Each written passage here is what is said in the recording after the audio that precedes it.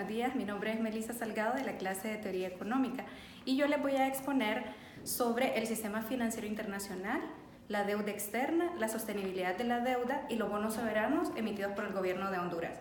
Para empezar, vamos a definir qué es un sistema financiero internacional. El sistema financiero internacional es un conjunto de organismos e instituciones internacionales que tienen como tarea principal canalizar los fondos de las personas o de las entidades que tienen recursos hacia quienes necesitan financiamiento. Es por eso que el principal objetivo del sistema financiero internacional es hacer o que exista intermediación. El sistema financiero internacional está compuesto por diferentes organismos que son los que se encargan de dar el financiamiento a los países. Entre ellos tenemos el Fondo Monetario Internacional, el Banco Mundial, el Banco Internacional de Reconstrucción y Fomento, la Asociación Internacional de Fomento, entre otros. Las operaciones del sistema financiero internacional se pueden hacer mediante mercado, que esto es mediante casas de bolsa, mediante instituciones que estos son bancos públicos y privados, también cooperativas de ahorro, fondos de pensiones, y también se pueden hacer mediante instrumentos, que cuando hablamos de instrumentos nos referimos a los bonos. Ahora les voy a hablar un poquito de la historia, rapidito, de cómo se dio origen al sistema financiero internacional. El sistema financiero internacional nace aproximadamente en el año de 1944, después de la Segunda Guerra Mundial, cuando se dio el sistema monetario Bretton Woods. A la vez, este sistema dio pie a que se fundara el Fondo Monetario Internacional.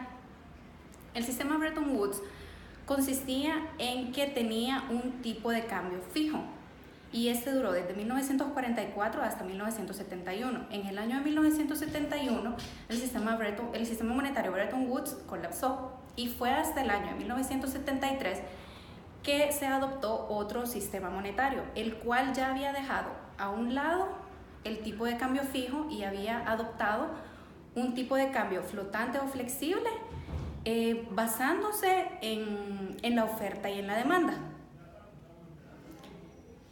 Se dieron tres eventos importantes para la evolución del sistema financiero internacional.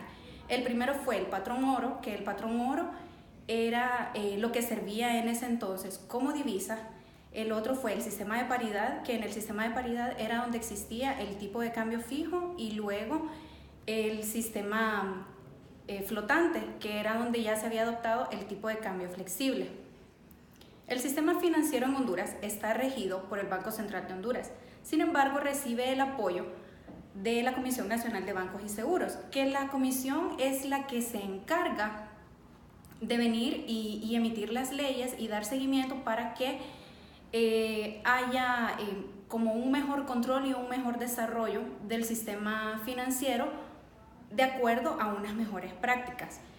El sistema financiero en Honduras, de acuerdo a la ley de instituciones financieras, está estructurado por bancos públicos y privados, que cuando hablamos de bancos públicos y privados nos referimos a los bancos comerciales que normalmente conocemos, como ser Banco Atlántida, Banco de Occidente, Da Vivienda, Banadesa, bancos de segundo piso. También está estructurado por asociaciones de ahorro y préstamo, que estos vienen a ser las cooperativas, también por las sociedades financieras, que es lo que nosotros en el país le conocemos como financieras únicamente, que vienen siendo como Finca, Cofisa, entre otras, y otras instituciones que no necesariamente se encargan de la generación de dinero, como son las compañías aseguradoras y los fondos de pensiones. Ahora voy a hablarles sobre la deuda externa. Y para empezar voy a definir qué es la deuda externa. Y la deuda externa no es más que una deuda que posee un gobierno, el gobierno de un país, o una entidad o un individuo con acreedores del exterior. El origen de la deuda externa en Honduras se dio en el siglo XIX, cuando el gobierno de Honduras solicitó financiamiento a los países de Reino Unido y Francia para poder llevar a cabo un proyecto el cual denominó el ferrocarril interoceánico. Sin embargo, este proyecto nunca se desarrolló, nunca se ejecutó. Pero los países que dieron el financiamiento exigieron el cumplimiento de la deuda que Honduras tenía. Entonces al final Honduras terminó pagando una deuda de algo que no tuvo ningún beneficio, porque no tuvo ningún beneficio de inversión. Al cierre del mes de diciembre del año 2017, la deuda externa en Honduras ascendía a 8.599.9 millones de dólares, de los cuales estaban distribuidos el 83.1% en la deuda pública y el 16.1% en la deuda externa privada. O sea que el gobierno de Honduras a diciembre del año 2017 cerró con una deuda externa pública de 7.145.3 millones de dólares. Y para terminar, les voy a hablar sobre la emisión de bonos soberanos en Honduras. Podemos definir un bono únicamente como un compromiso de deuda a futuro, el cual queda documentado en un papel que contiene cuál es el monto de la deuda, la tasa de interés, el plazo, la moneda en el que se adquiere y determinados plazos en que se van a hacer pagos. Los tipos de bono que existen son los nacionales, los eurobonos, que son los que se venden en el extranjero, los bonos de tasa fija, bonos de tasa variable, bonos de cupón, que esos son los bonos que representan un activo financiero, y los bonos de cupón cero, que estos no pagan interés, entre otros bonos que existen.